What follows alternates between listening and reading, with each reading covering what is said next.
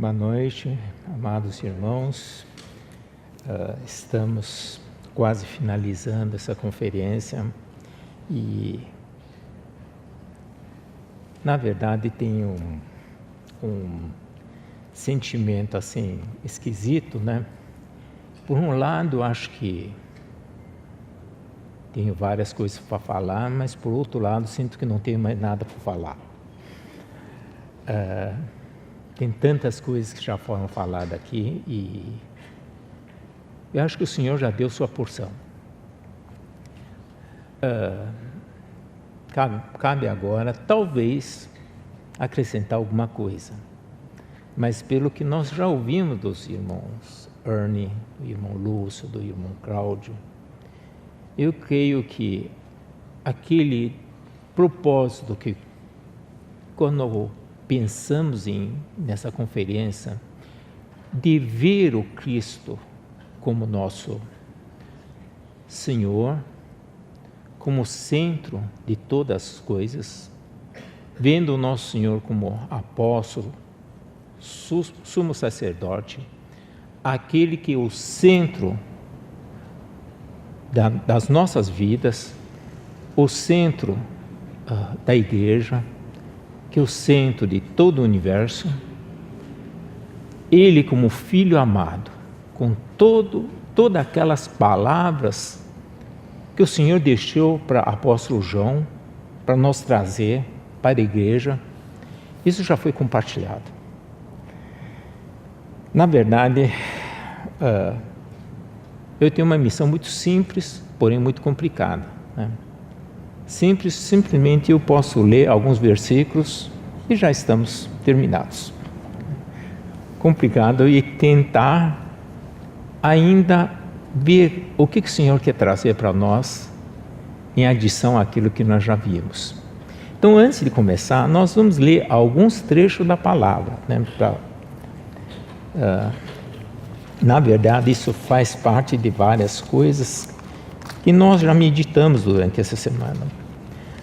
Vamos começando com o livro de Oséias, com o livro de Salmos. Vamos começar com o livro de Salmos. Vamos ler alguns trechos que nós pretendemos falar. Salmo 1, verso 1. Bem-aventurado o homem que não anda no conselho dos ímpios, não se detém no caminho dos pecadores, nem se assenta na roda dos escarnecedores. Antes o seu prazer está na lei do Senhor, e na sua lei medita de dia e de noite. Ele como árvore plantado junto à corrente de águas, que no devido tempo dá o seu fruto, e cuja folhagem não murcha, e tudo quanto ele faz será bem-sucedido. Salmo 23, quase não conhecemos esse salmo. O Senhor meu pastor, nada me faltará. Ele me faz repousar em pastos verdejantes. Leva-me para junto das águas de descanso. Refrigera minha alma. Guia-me pelas veredas da justiça, por amor do seu nome. Ainda que eu ande pelo vale da sombra da morte, não temerei mal algum, porque tu estás comigo. O seu bordão e o seu cajado me consolam. Preparas-me uma mesa na presença dos meus adversários. Unge minha cabeça com óleo, o meu cálice transborda. Bondade e misericórdia certamente me seguirão todos os dias da minha vida, e habitarei na casa do Senhor para todos sempre. Livro de Oséias, né? Capítulo 6, verso 3. Conheçamos e prossigamos em conhecer ao Senhor. Como a alva, a sua vinda é certa. Ele descerá sobre nós como a chuva seródia que rega a terra. Ainda tem outros versos, mas vou parar por aqui. Então, vamos orar. Senhor, nós queremos te agradecer mais uma vez por esses momentos que nós podemos estar compartilhando. Pai, esteja aqui, que a Tua presença se faça aqui no meio de nós. E o que nós pedimos, Pai, abra as portas do céu, para que nós possamos ouvir aquilo que o Senhor que tem para cada um de nós nesse momento. Guarde-nos em nome do nosso Senhor Jesus Cristo, Teu Filho. Amém.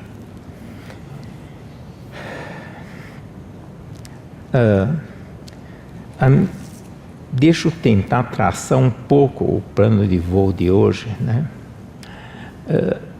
Na verdade, eu tinha preparado para falar de mais 2 assuntos acerca das coisas espirituais e que convergem para Cristo. Pretende falar rapidamente sobre esse assunto.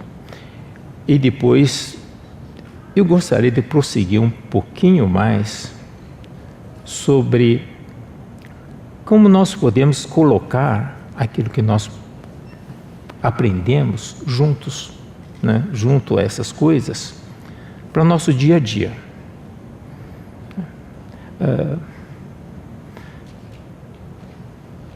Nós aprendemos muitas coisas aqui. E qual seria o nosso próximo passo? O que nós devemos fazer? Muita cabeça do engenheiro, né? Depois a gente fala, então como é que a gente faz, né? É quase método. Não é método, não. Mas realmente nós temos um coração de prosseguir nesse caminho. Como nós vamos prosseguir? Então, é mais ou menos isso que eu queria compartilhar hoje. Nós tivemos uma riqueza muito grande, né? Por meio de livro de Hebreus, Salmo, Gênesis, João, Efésios. Ou seja, nós vimos tantas coisas que nos comprova que o propósito de Deus está na pessoa do Senhor Jesus e que fora dele não existe outro propósito. E na sessão passada eu falei e eu terminei a sessão falando sobre pão da vida. E que se nós queremos servir ao Senhor, se queremos levar uma vida junto ao Senhor, nós temos de nos alimentar. E o único alimento é o pão da vida que o Senhor nos dá. Portanto, o pão nos serve de alimento. E esse alimento é que gera, sustenta a nossa vida. Hoje eu queria ler outro trecho do livro de João. Fica em João 8, 12. Jesus, de novo lhes falava, dizendo: eu sou a luz do mundo. Quem me segue não andará nas trevas, pelo contrário, terá luz da vida. Às vezes a gente passa isso muito rapidamente. A gente lembra muito com a mulher samaritana, quando ela pede para o Senhor, dizendo assim: me dê dessa água. Eu quero essa água é muito importante para mim, e água viva. Mas ouvimos poucas vezes, nós clamamos: eu quero a luz da vida. Poucas vezes nós clamamos por luz da vida. A gente quer pão, a gente quer água. Alguém aqui clama ao Senhor, diz: Senhor, eu quero a luz da vida.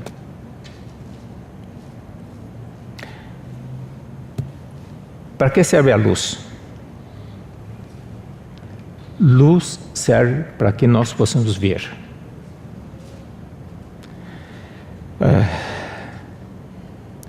O pão nos dá força, mas a luz permite com que a gente enxergue. serve para caminhar. Se não tiver luz, temos dificuldade de caminhar. Mas por que nós não costumamos, achamos muito menos passagem pedindo luz? Alguém tem uma ideia? Por que nós não pedimos luz? Porque a gente sempre acha que enxerga. Claro, supondo, eu estou tirando aquelas pessoas realmente que têm deficiência visual. Mas nós achamos que nós enxergamos.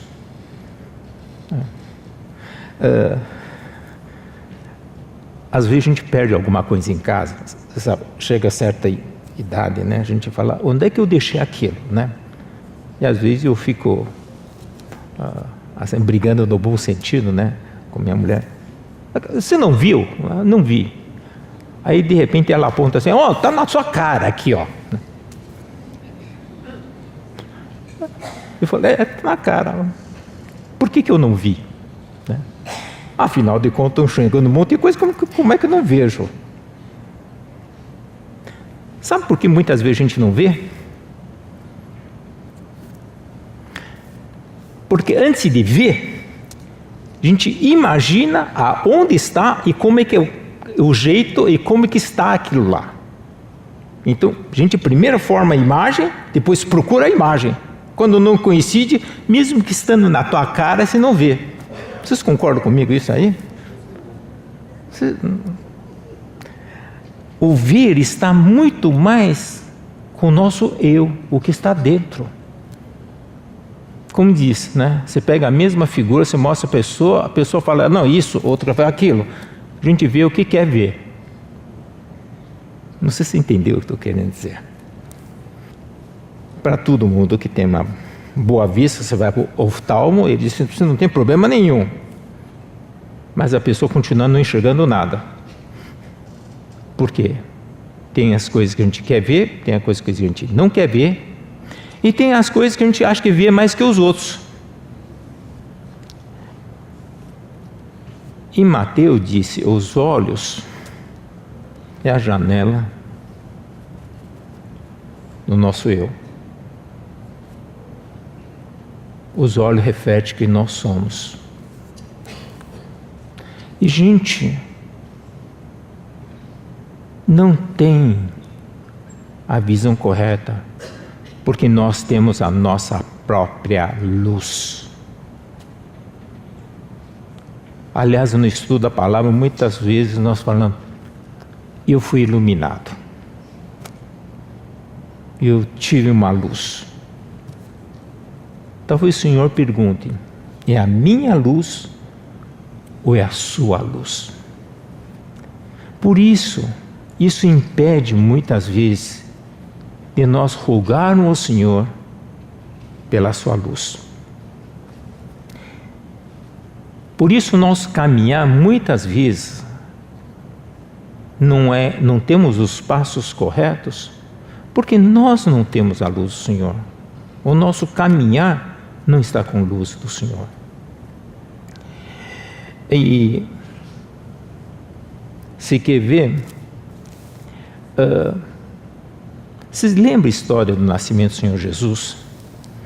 Vieram os magos, né, foram falar com o rei Herodes. Aonde está o rei? Que está nascendo, que nasceu, né? Aí o rei ficou alarmado. Aí foi perguntar para quem? Para escribas e os sacerdotes. Aonde vai nascer Messias? Diz, em Belém do Judá. Dá uma pensada nesse episódio. Quem tinha visto já, quem sabia tudo sobre Messias? Sacerdotes e os escribas. Ele sabia com precisão aonde ia nascer Jesus. Quem viu o nascimento de Jesus? Os magos. nenhum daqueles escribas e fariseus que sabia que Jesus ia nascer em Belém foi ver Jesus. Veja, uma coisa é o que você vê com o coração. Outra coisa, o que você vê com seus olhos naturais. Os escribas e fariseus eram versados na palavra do Senhor. Eles conheciam a palavra do Senhor como ninguém. Mas eles não foram ver o Senhor Jesus. Foram os magos que viram o Senhor Jesus. Por isso, quando Jesus disse, eu sou a luz do mundo,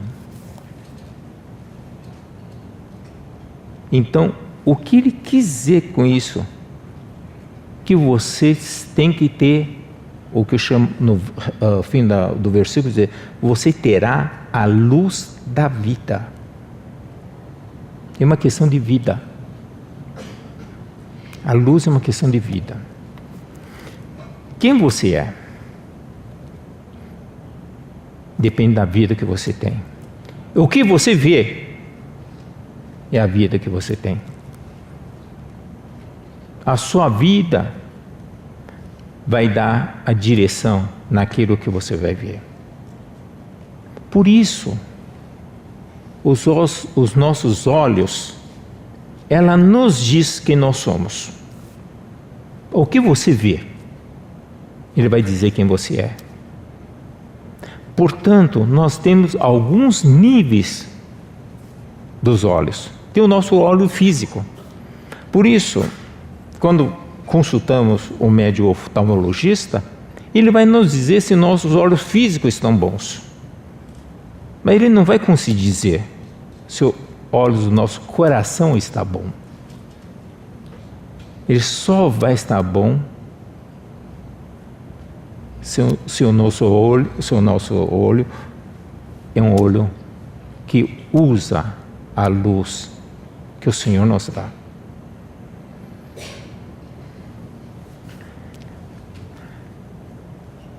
Por isso, toda vez que a gente vê alguma coisa de Deus, a nossa reação diz como é que é o nosso olho.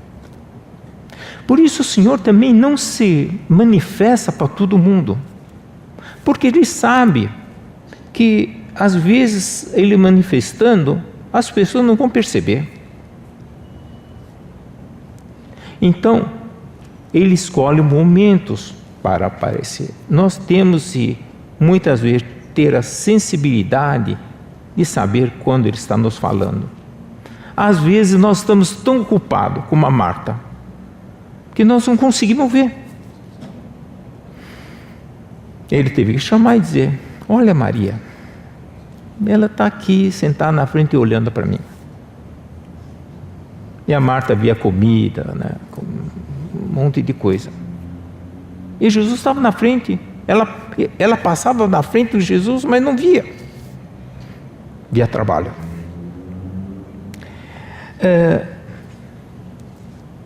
Por isso, quando nós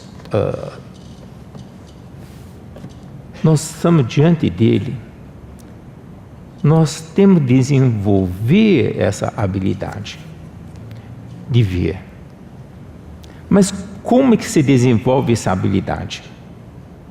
Primeiro, volto na mesma tecla.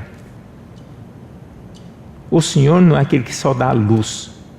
Ele disse, eu sou a luz. Primeiro você tem que entender que a luz não são frequências. Hoje na saída que a gente estava conversando com o irmão sobre as unidades de medidas mais modernas, né? Então uma das coisas é definir como se mede luz hoje, né? Que é uma complexidade, né? Mas aqui quando a gente fala Jesus como luz, Ele não é aquele que de vez em quando para cada um fala, toma uma lanterna, toma lanterna. Ele não está distribuindo lanterna para nós.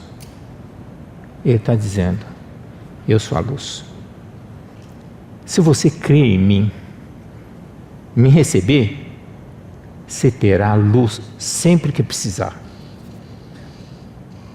Porque eu sou a luz. Por isso, a luz é uma pessoa. A luz é uma frequência. Ele é a luz. E quando nós encontramos a luz, a verdadeira luz, sempre nós nos prostramos. A gente tem vários exemplos, não temos tempo para ler tudo isso, né? Vocês lembram que em Isaías, né, em Apocalipse, em Isaías é quando ele viu no capítulo 6, vale a pena a gente ler, né? Quando ele viu ao Senhor, um trecho muito conhecido, né? Então, Isaías capítulo 6, verso 5, então disse eu, ai de mim, estou perdido, porque sou homem de lábios impuros e habito no meio de um povo impuro, impuros lábios, e os meus olhos viram o Rei, Senhor dos Exércitos. Por que ele teve essa reação? Toda vez que a gente vê o Senhor, passo seguinte, o que acontece? A gente vê a nós. E aí a gente vai ver a grande diferença, como estou inadequado diante dele. E primeira reação, falei, estou perdido. Se lembra, apóstolo João, em Apocalipse, capítulo 1, podemos abrir também isso, esse verso 17, o Senhor apareceu numa visão, no meio do candeeiro, e no verso 17 diz assim, quando ouvi, caí a seus pés como morto, porém ele pôs sobre mim a mão direita dizendo, não temas, eu sou o primeiro e o último. A mesma reação o João. Tem alguns momentos nós não reconhecemos. Eu não vou abrir isso, fica em... Vocês lembram no caminho de Emaús, no Lucas 24, né? O discípulo estava junto com Jesus, conversando, né? Eles falaram, olha, sentimos coração aquecidos aqui. Por que será, né? Eles estavam com Jesus, olhando. Mas nesse momento eles não conseguiram ver. Até que de repente falou, não é ele, é ele. Quando abriu os olhos, o Senhor sumiu. Mas ele sentia. Mas às vezes a gente tem uma sensação que é, mas a gente não viu. Então veja como é que são nossos olhos. Nossos olhos dependem mais no nosso coração, em que a gente consegue identificar quem nós somos. Essa luz é tão importante, ele não apenas permite nós caminharmos. O Senhor Jesus permite nós conhecermos e ver quem nós somos. Como nós precisamos que o Senhor ilumine a cada um de nós para saber quem nós somos. Então essa é outra coisa, entre aspas, espiritual que Ele nos dá. Porque Ele não nos dá apenas água, pão, Ele permite com que nós caminhemos nessa vida. Então, mais do que isso, Ele é a videira verdadeira. A gente pode continuar, Ele é a porta, né? Temos tantas coisas a falar. Como nós não temos tempo para completar,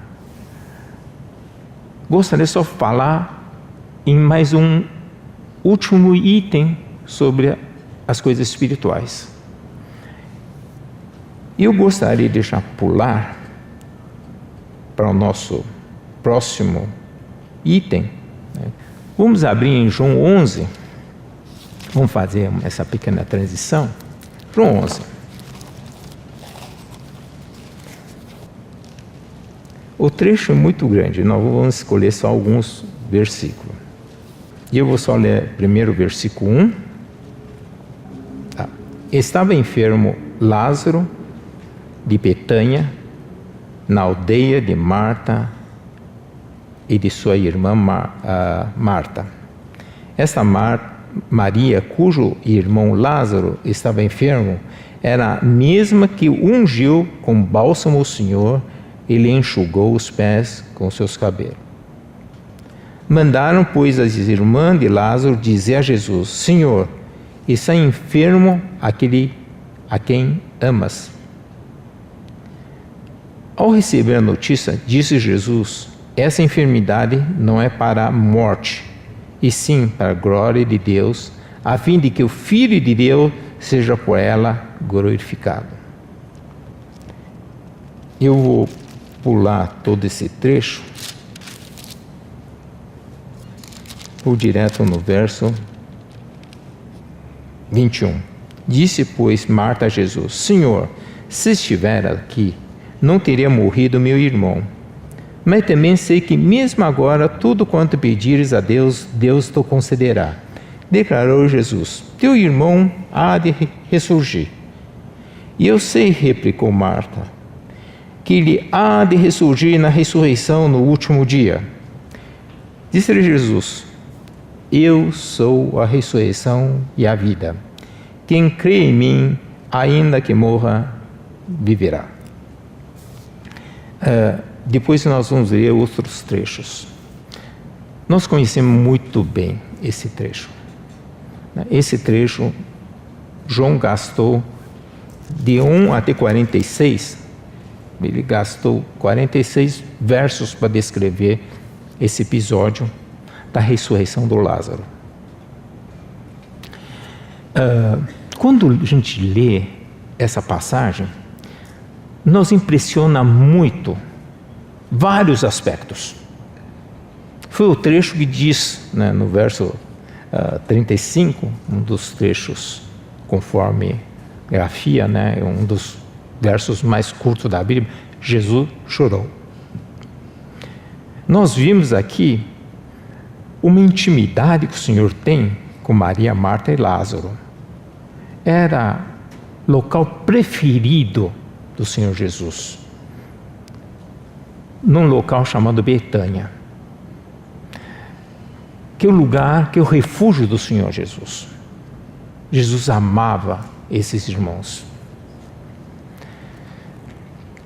E mais interessante, Marta, Maria e Lázaro sabiam desse amor que eles tinham, que ele tinha por eles. E eles tinham certeza disso. Quando Lázaro ficou doente,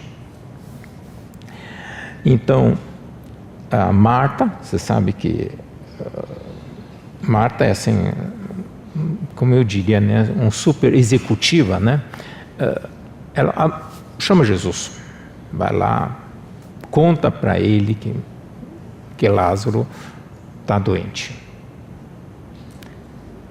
Aí Jesus, como se, não é para, essa enfermidade não é para a morte, para a glória de Deus. Se amasse, é a história, se amasse realmente, ele ia sair imediatamente, não ficou mais 2 dias. E quando chegou lá, Lázaro já tinha morrido há 4. Ou seja, mesmo se ele tivesse saído imediatamente, teria chegado 2 dias atrasado, ele já teria morrido 2 dias. Mas aí Marta foi meio resmungando, mas por que demorou, Se Jesus tivesse saído imediatamente, Jesus teria que falar assim: eu saí na hora, mas não deu, mas não iria dar de qualquer jeito. O Senhor sabia disso. Mas não é por isso o Senhor não demonstrou carinho, demonstrou um profundo sentimento de amor para com eles. Aí ele fez uma declaração. Eu considero essa declaração uma das declarações mais forte, talvez mais importante para a nossa fé. Disse-lhe Jesus: eu sou a ressurreição e a vida. Quem crê em mim, ainda que morra, viverás. Você sabe,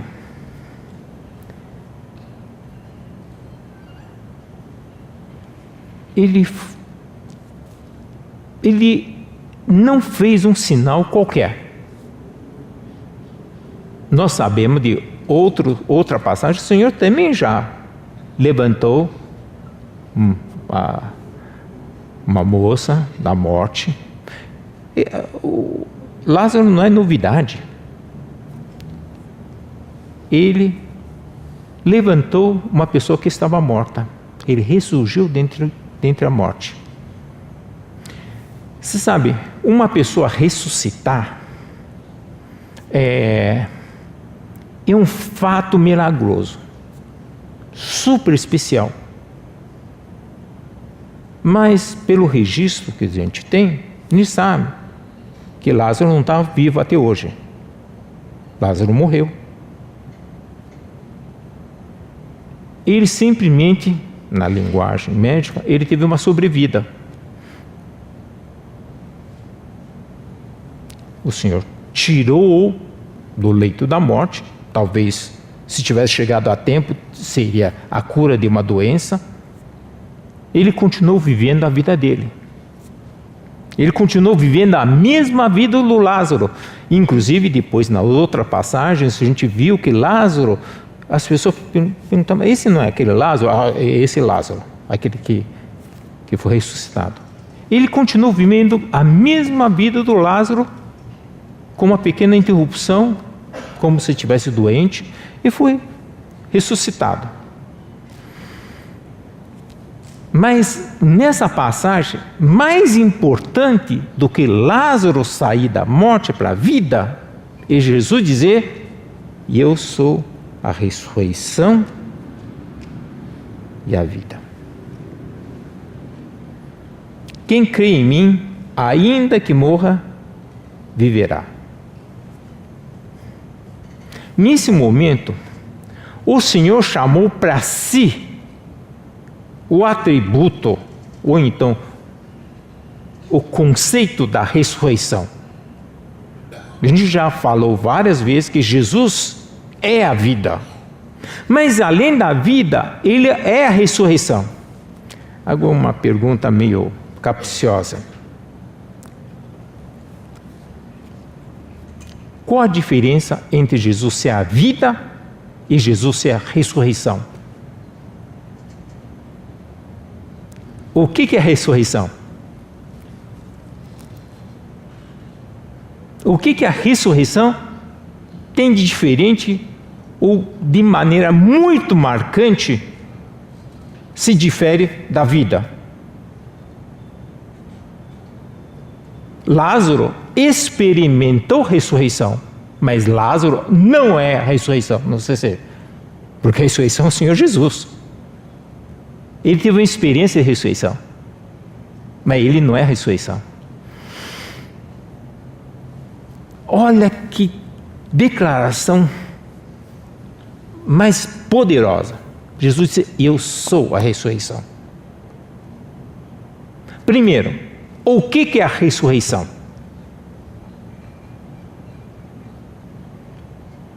Ressurreição é uma vida que passou pela morte. Não existe ressurreição sem passar pela morte, né? Passa por morte. E a morte não conseguiu reter essa vida.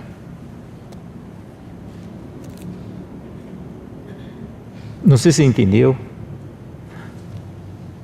A gente foi vivendo, morreu. Passou, a morte é o maior poder que a gente possa imaginar. Nenhum de nós venceremos a morte se Jesus não voltar antes. Ninguém ganha da morte. Morte é o poder supremo, vamos dizer, desse mundo. Ninguém escapa da garra da morte. A morte é poderosa. A morte tomou o Senhor Jesus. E Jesus disse: você não retém, e eu ganho de você. Quando ele diz, eu sou ressurreição, significa, morte, você não tem poder sobre mim. Ele pode declarar isso. Ele passa pela morte, morte não consegue retê-lo. Ele sai da morte. Ele tem uma vida.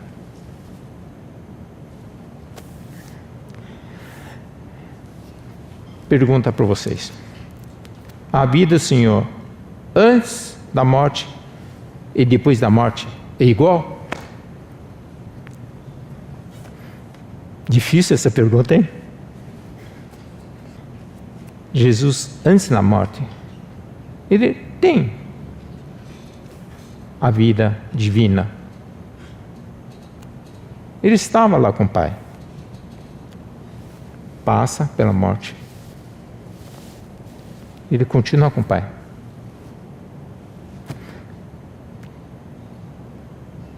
É diferente? Você sabe, a vida ressurreta é uma vida, eu diria, né? Vou usar a linguagem que nós entendemos, que tem um carimbo dizendo, certificado contra a morte. Porque antes de passar, você não podia afirmar que tinha certificado contra a morte, certo?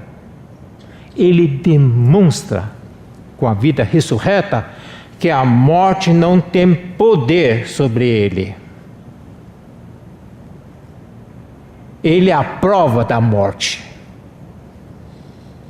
após a ressurreição. Vocês conseguiram pegar a sutileza aqui? Ele está dizendo, essa vida que eu tenho depois de ressurreta é uma prova cabal que eu venci a morte. Eu tenho uma vida certificada de que morte não tem poder sobre mim. Que eu venci a morte. Em Apocalipse, vale a pena a gente ler Apocalipse 1, 17 e 18. 17 nós já lemos, e 18 diz: aquele que vive, estive morto, e eis que estou vivo pelo século do século, e tenho as chaves da morte e do inferno. Não sei quantas vezes você leu esse versículo e o que você concluiu com isso. Aqui ele diz assim: aquele que vive, estive morto, mas eis que estou vivo pelo século do século e tenho a chave da morte e do inferno. O que significa ter a chave? Eu controlo isso. Eu abro, eu fecho. Quando a gente lê assim muito rapidamente, né? Eu tenho a chave da morte e do inferno. Primeira impressão que dá para a gente, opa, ele vai abrir a caixa da morte, vai jogar a gente lá, vai jogar a gente no inferno. Não. Pelo contrário, ele disse, essa chave eu abro a porta do controle da morte. Eu tenho controle sobre a morte. Eu tenho poder sobre a morte. Eu tenho poder sobre o inferno. Irmãos, como eu diria, isso não é pouca coisa. Isso é muita coisa. vamos diferenciar o fato da ressurreição do Lázaro. Foi um fato histórico. E outra coisa, é Jesus ser ressurreição e vida. E não é qualquer vida, é uma vida que provou a morte e venceu a morte. Isso faz com que nós possamos tomar nosso Senhor Jesus. O Senhor Jesus é ressurreição e vida. Ele tem as chaves da morte e do inferno. O poder da morte não o reteve. Ele é muito mais do que isso.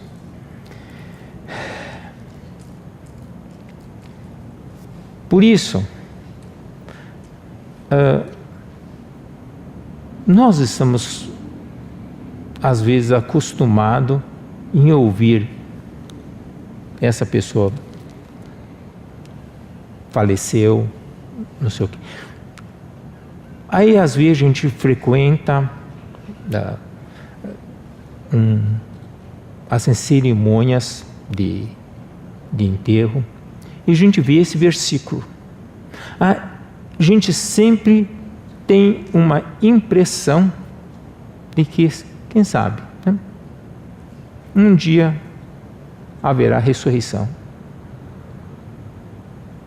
Parece que a ressurreição que a gente fala só interessa quando a gente morre. A gente só vai ouvir alguma vez ressurreição, né? De fato, né? Quando a gente morrer, a gente não está mais ouvindo. Parece que a ressurreição para nós é muito distante. Ressurreição, em fato, pós-morte. Assim como às vezes eu falo, né? A coisa mais difícil é vender seguro de vida, né? Que é um seguro que você nunca vai usar, né? Parece que a ressurreição é a mesma coisa.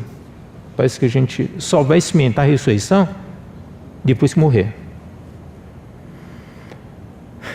Mas, irmão, a vida da ressurreição, quando Jesus disse, eu sou ressurreição e vida, sabe o que ele está querendo dizer? Experimente a vida da ressurreição agora. Por quê? Porque Ele é a ressurreição e vida. O que significa, mais uma vez, ressurreição? Ressurreição significa uma experiência de passar pela morte e novamente voltar à vida. Tem um rito de passagem aqui. Eu quero que vocês lembrem de um fato. Acho que vale a pena a gente ler esse fato, né? Em João 20, nós já lemos isso aí. Já vimos esse capítulo hoje, né? Mas eu vou pegar especificamente 20, 24. Ora, Tomé, um dos 12, chamado Dídimo, não estava com eles quando veio Jesus. Disseram-lhe então os outros discípulos, vimos, Senhor. Mas ele respondeu, se eu não vir nas suas mãos o sinal do cravo, e ali não puser o dedo, e não puser a mão no seu lado, de modo algum acreditarei. Vocês lembram dessa passagem, né? Todos lembram, né? Aconteceu. Por isso, a gente sempre tem aquele ditado, teste de Santo Tomé, né? O cara que é totalmente incrédulo, que é aquele ver para crer. Passado 8 dias, estavam outra vez ali reunidos os discípulos, e Tomé com eles. Estando as portas trancadas, veio Jesus, pôs-se no meio dele, disse-lhes, paz seja convosco. e logo disse: Tomé, põe aqui o dedo e vê minhas mãos, chega também as mãos e põe no meu lado, não seja incrédulo, mas crente. Respondeu-lhe Tomé: Senhor meu e Deus meu. Você sabe, essa passagem é muito interessante. Por um lado, é muito interessante, porque ressurgir da morte é uma coisa muito difícil de acreditar. Eu diria, uma pessoa normal teria dúvida do Tomé. Quem diz que é ele? Na verdade, que ele disse assim: aquele que apareceu não deve ser Jesus. Se for Jesus, ele teria a marca. Eu não acredito, não. Jesus foi, disse: paz convosco, e falou: Tomé, vem cá, vamos ter uma conversinha aqui. Então, nosso papo é esse aqui, ó. Põe a mão aqui. Põe a mão aqui do lado. Você não falou que você duvidava?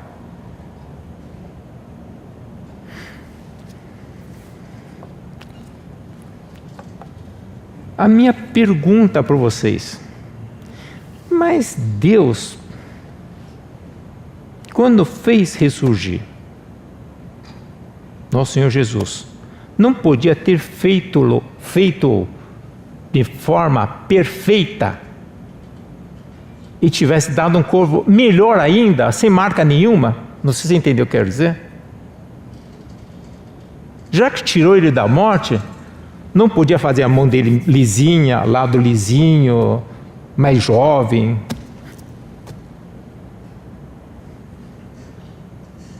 Ele saiu da morte, ressuscitou.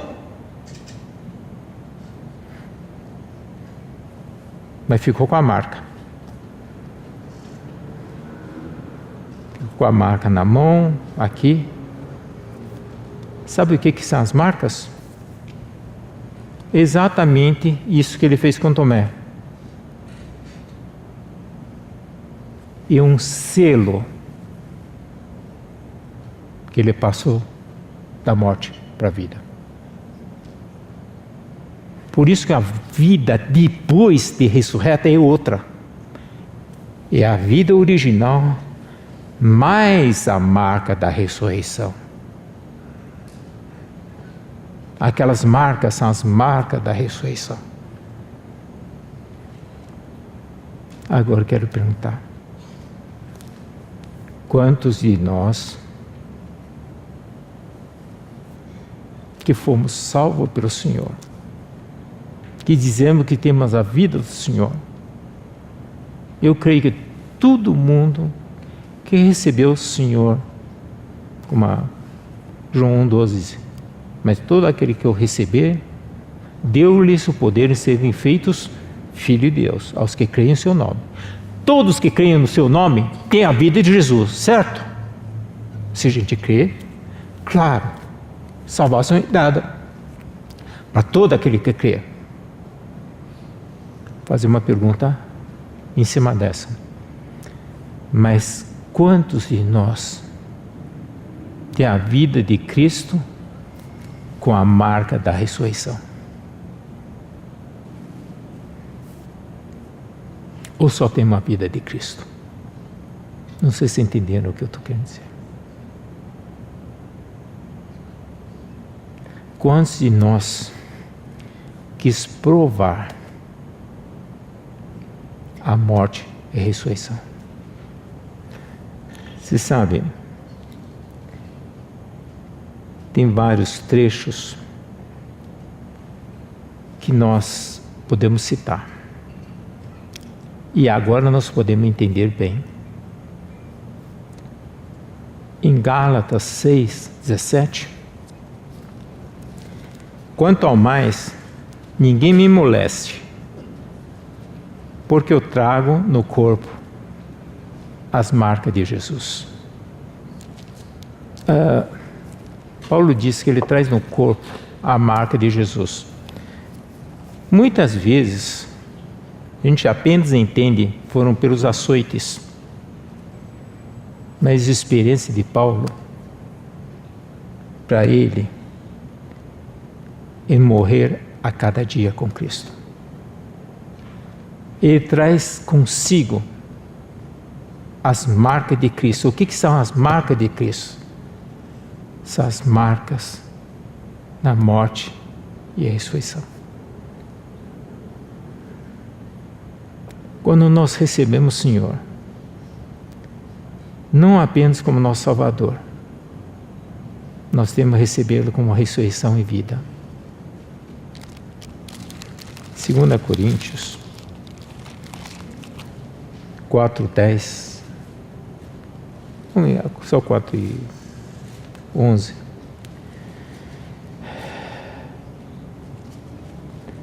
No 4:10 diz: levando sempre no corpo o morrer de Jesus, para que também a sua vida se manifeste em nosso corpo. Porque nós que vivemos somos sempre entregues à morte por causa de Jesus, para que também a vida de Jesus se manifeste em nossa carne mortal.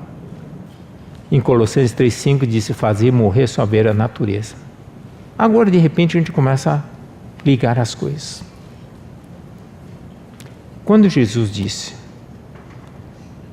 aquele que quer me seguir, toma a sua cruz e siga-me.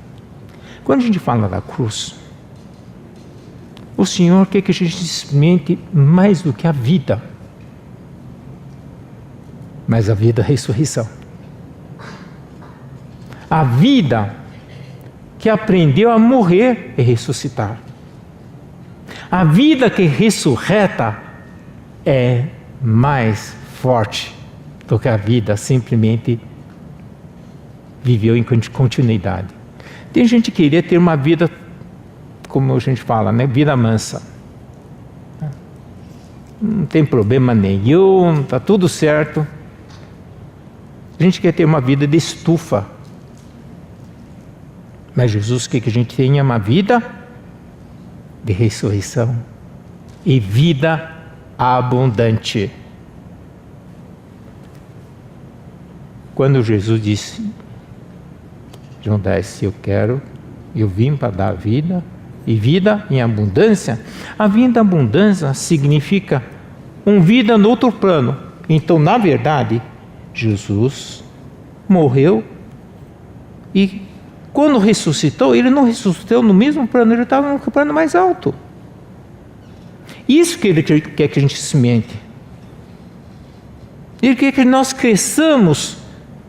A cada morrer e cada ressuscitar, a gente está crescendo. Esse é o prazo de crescimento. Ele quer que nós experimentamos a vida dele. Ele é a ressurreição e vida. Então veja, é tão importante nós entendermos o princípio da ressurreição. A vida cristã é baseada na vida da ressurreição. A gente permitir morrer para viver. Esse é o grande paradoxo. Sabe o que é muito bom nisso? A gente não precisa esperar nosso corpo físico morrer para experimentar a eternidade. Por quê? A gente já pode experimentar a vida da ressurreição aqui na terra. O que é a verdadeira vida? É a vida da ressurreição. O Paulo vivia a vida da ressurreição. Paulo declara, em cada momento, havia nele um morrer e um ressuscitar. Por isso, quando a gente lê as cartas de Paulo, como é que Paulo escreveu isso? Claro, ele tinha uma vida ressurreta. Ele estava vivendo no outro plano. Ele não estava vivendo apenas uma vida de conversão. A conversão do Paulo foi maravilhoso. Mas ele passou cada dia a viver num plano mais alto. Por isso nós temos essa possibilidade a viver uma vida celestial ainda na terra. Claro, um dia acaba. A gente vai experimentar a ressurreição do corpo físico. Mas a vida interior precisa viver vida da ressurreição. E vida da ressurreição tem marcas. Deixa marcas. Para comprovar que aconteceu isso. Brincando com vocês, né? Não sei quantos sabem, eu sou motoqueiro, né? E eu ando levando os tombos, né? E minha perna tudo, né? Cheio de marcas.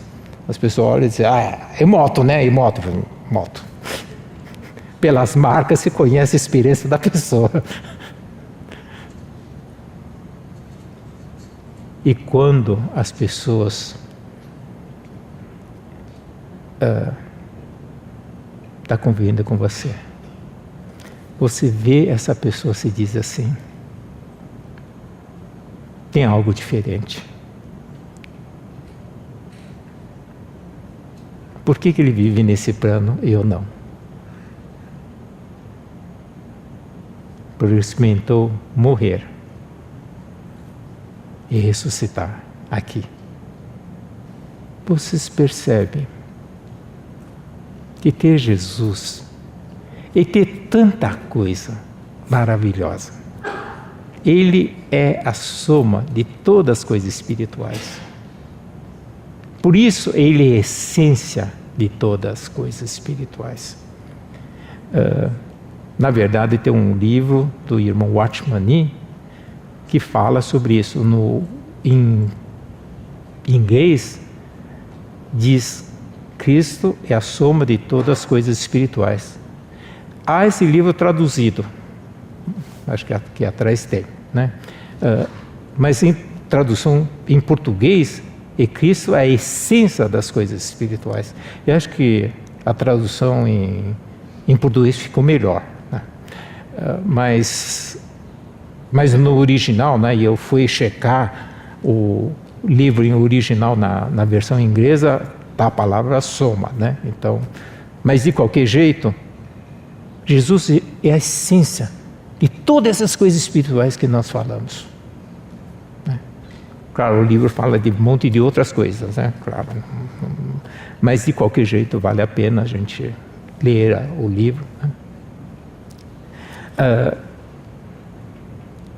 Mas compreende que quando a gente consegue se apegar ao nosso Senhor, nós nos apossamos de tudo. Como é bom isso! Nós precisamos ter só uma referência. Isso é maravilhoso. O que talvez para nós é mais difícil falar, tá bom, então como é que eu vivo essa vida de Cristo? Como é que eu faço? Então, nós lemos no início da reunião, o Oséias 6,3, né? Conheçamos e prossigamos em conhecer ao Senhor.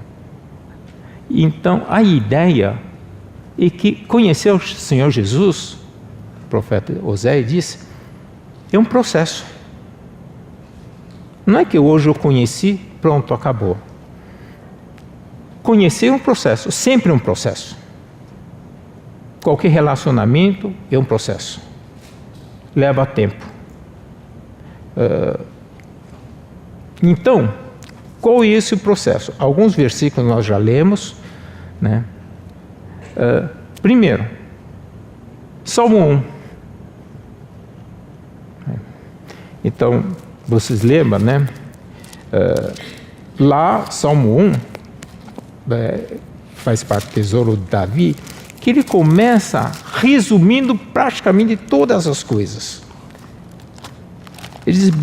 Ele fala da bem-aventurança, né? Bem-aventurado o homem que não anda no conselho dos ímpios, nem se detém no caminho dos pecadores, nem se assenta na roda dos escarnecedores.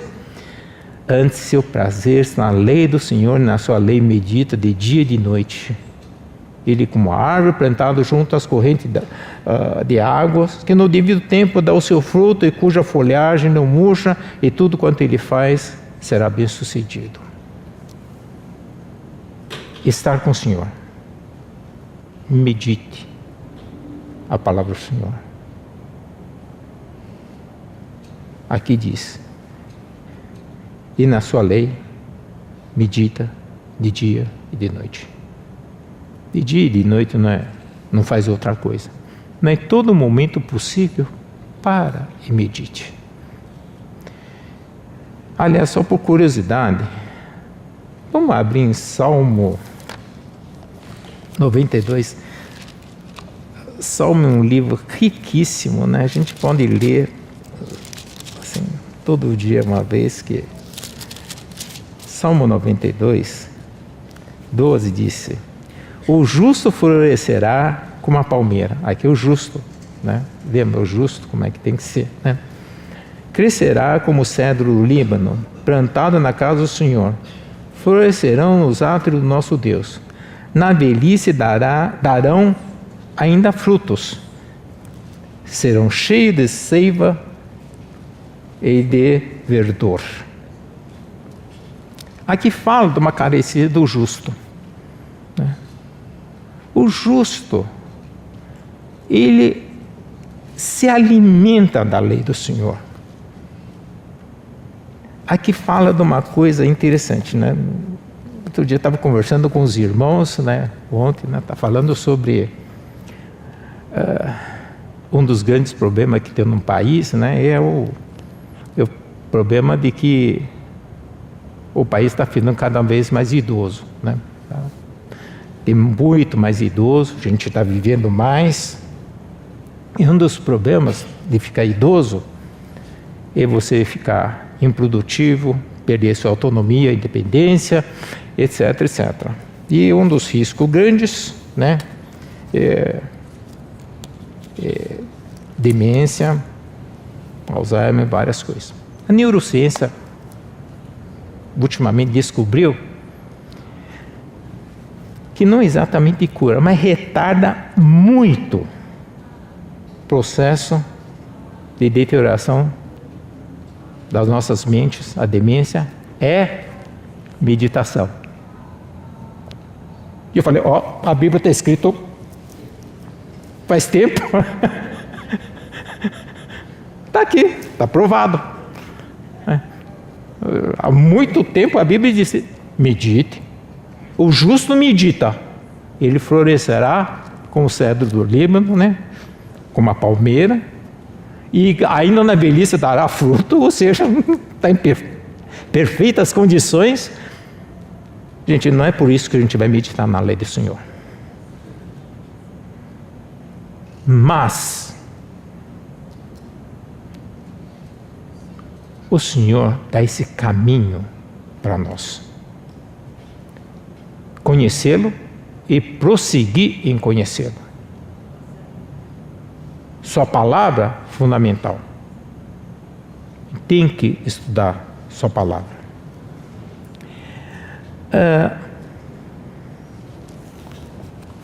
Por quê? Porque ele é adorável. Porque é um Senhor adorável. Ele é o nosso pastor. Ele é o nosso bom pastor. E é uma das frases do Senhor Jesus: eu sou pastor, bom pastor. Esse pastor dá vida às suas ovelhas. E além disso, nós temos certeza do seu cuidado nas nossas vidas. E por isso, 2 Coríntios 3, 18. E todos nós, com o rosto desvendado, contemplando como por espelho a glória do Senhor, somos transformados de glória em glória, na sua própria imagem, como pelo Senhor, o Espírito. Uma das coisas Aqui, em 2 Coríntios, ele fala que temos que ficar contemplando Nosso Senhor. Gaste tempo com Ele. Quanto mais gastarmos o tempo com o Senhor. Sabe, o processo de contemplação é processo em que você fica só com Ele. Você desliga do resto. A grande dificuldade hoje é nós desligar do resto do mundo. Hoje, o mundo nos invade de tal forma que tira essa nossa habilidade de contemplação. Contemplação é aquietar-nos. E quando nós aquietamos e voltamos ao Nosso Senhor, lembrando das palavras dele, lembrando da recomendação, lembrando da comunicação de quanto Ele nos ama. E aqui diz, há um processo de transformação. Nós somos transformados de glória em glória, na própria imagem dele, como pelo Senhor o Espírito. O Senhor quer operar isso na gente. Como o irmão Ernie falou, glória é aquilo que o agrada. Né? A gente tem o desejo de agradar. E Ele fica satisfeito com aquilo que a gente oferece. Ele quer ficar satisfeito com isso. Quando você está com alguém que você ama,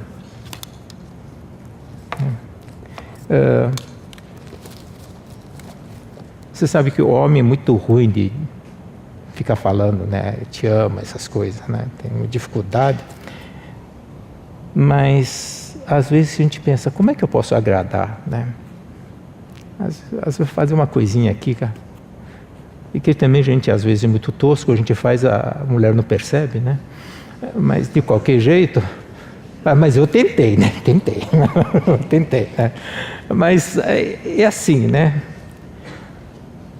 Você tem que gastar tempo até que um dia você percebe o que agrada, o que é bom. É um exercício eterno, né? Tentar descobrir isso. Como se diz, mais mulher, cada dia é uma surpresa, né? Então, é tão complicado, né? Mas afinal de contas, né, gente, eu estou casado há quase, não vou falar que esqueci quantos anos, né? Mas deve ser uns 48 por aí, né? Fora os 7 anos de namoro, então a gente já tem uma história de 50 e pouco, né?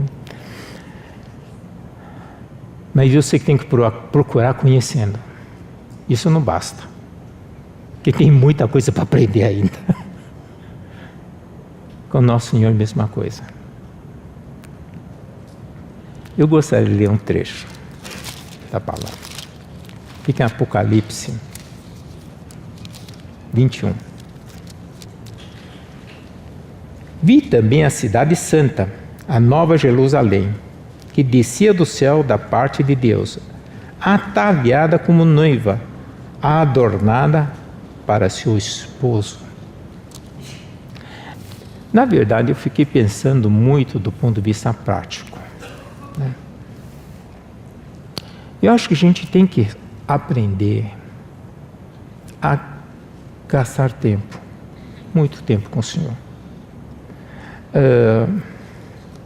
A minha experiência hoje, conversando com vários irmãos, falei, olha, eu gostaria de fazer essa viagem para Israel, aquelas viagens de estudo, não sei o quê, nunca dá tempo. Porque normalmente acontece num período que eu estou dando aula e não dá para largar a aula, não sei o quê. Eu sempre estou fazendo uma coisa que não se deve fazer, que é resmungar, né? Não está dando, né? Eu queria, mas não deu, não deu, né?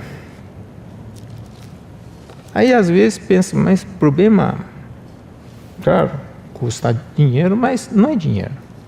A gente percebe finalmente que tempo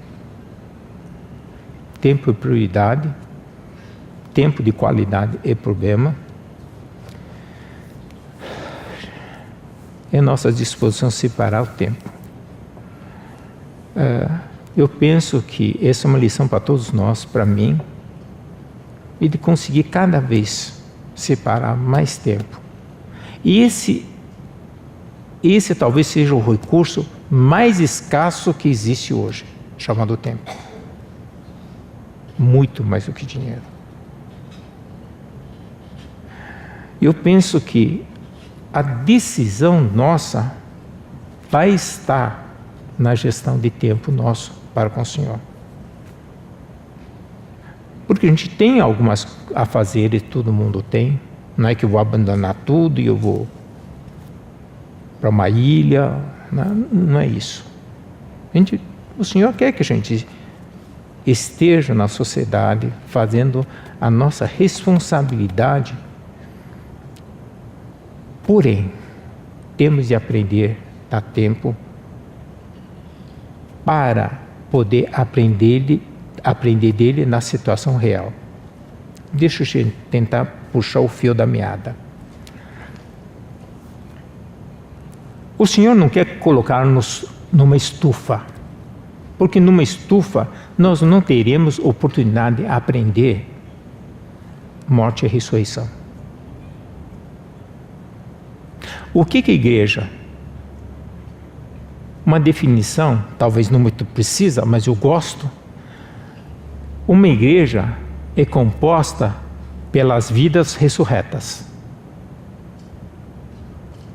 Não sei se entendeu. Quer dizer, é composta pelas vidas salvas, né? Menos, né? Quer dizer, mais, quer dizer, tirando todo eu que está lá dentro, né? Então o que resta? Igreja ideal. Você pega todos os irmãos, tira tudo eu lá de dentro e resta a igreja. Mas o que restou se tirar eu? A vida ressurreta. A formulinha, né? Que eu não queria, mas está aí. A igreja real é composta pelas vidas ressurretas, não apenas vidas salvas, mas vidas ressurretas. Então a gente tem que aprender esse processo de morte e ressurreição. Esse é o primeiro ponto. Segundo ponto, o Senhor está esperando a noiva, como a gente está dizendo. Isso lembra a história do Esdras e Neemias, né? Principalmente Esdras. Esdras é um livro que fala do retorno do Israel para a reconstrução do templo. Então a primeira parte houve reconstrução do templo. Depois houve a segunda volta. A primeira parte foi Zorobabel, a segunda parte foi Esdras. Vocês lembram-se disso, né? O que Esdras foi fazer? Foi embelezar. A noiva pronta significa noiva adornada, ataviada. Ela não apenas é noiva, mas ela não está vestida de qualquer jeito. Ela está pronta para o casamento, adornada. Quero me perdoe de novo contar a experiência na família, né? Tem uma filha aqui, né? Tomar muito cuidado com o que fala. Nós, né, pela graça de Deus, né, gente muito abençoada por Senhor, E todos os nossos filhos casados, como eu tenho 3 filhas, as 3 filhas casadas, e tive experiência da preparação, não eu, né, de 3 noivas em casa. E uma delas em especial, por coincidência, que precisava de alguém para pegar carro, para levar para o momento do casamento, eu estive, talvez indevidamente, né, no mesmo local que ela se preparou, né, para vestir a roupa para ir para casamento, né. Eu fiquei naquele quarto onde ela foi, né, ataviada. Não é sugestão nem nada, mas acho que o homem, uma vez na vida, tem que participar de um processo desse, sabe? Para entender o que é ataviar uma noiva. Né? Não que eu tivesse participado de todo o processo, mas acompanhei um pouco com fotógrafo e tudo. Gente, é uma logística, é um cuidado de detalhes que não eu parar de comentário por aqui, né? Mas você vai passo a passo. Se cuida dessa noiva de tal maneira que não pode dar nada errado. Não pode ter uma maquiagem fora do lugar. Não pode ter um botão fora do lugar.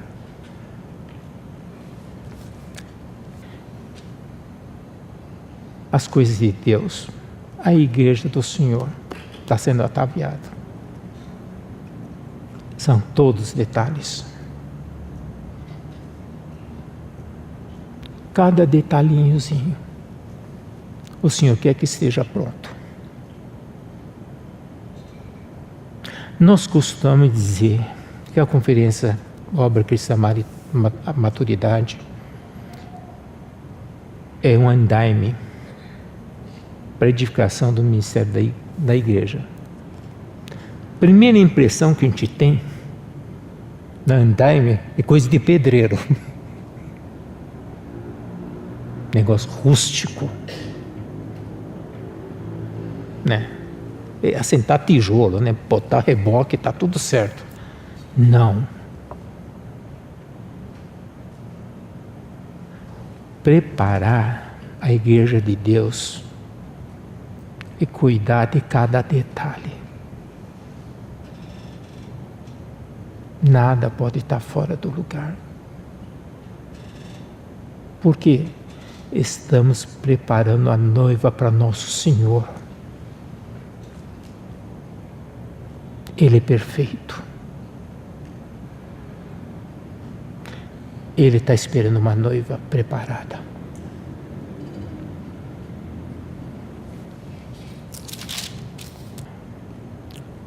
O Espírito e a noiva dizem: vem. Aquele que ouve, diga: vem. Aquele que tem sede, venha. E quem quiser receber de graça a água da vida.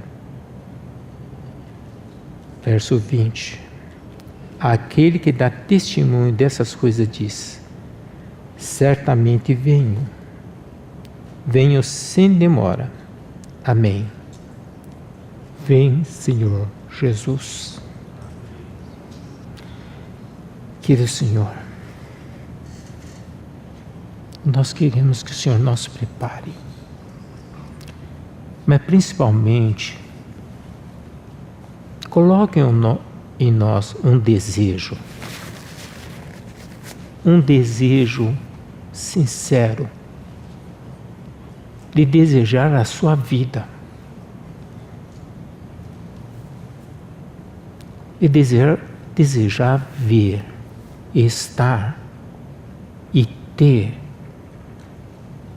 o nosso Senhor Jesus, para que nós experimentamos o que o apóstolo Paulo diz: o que ele está em Cristo e Cristo em nós.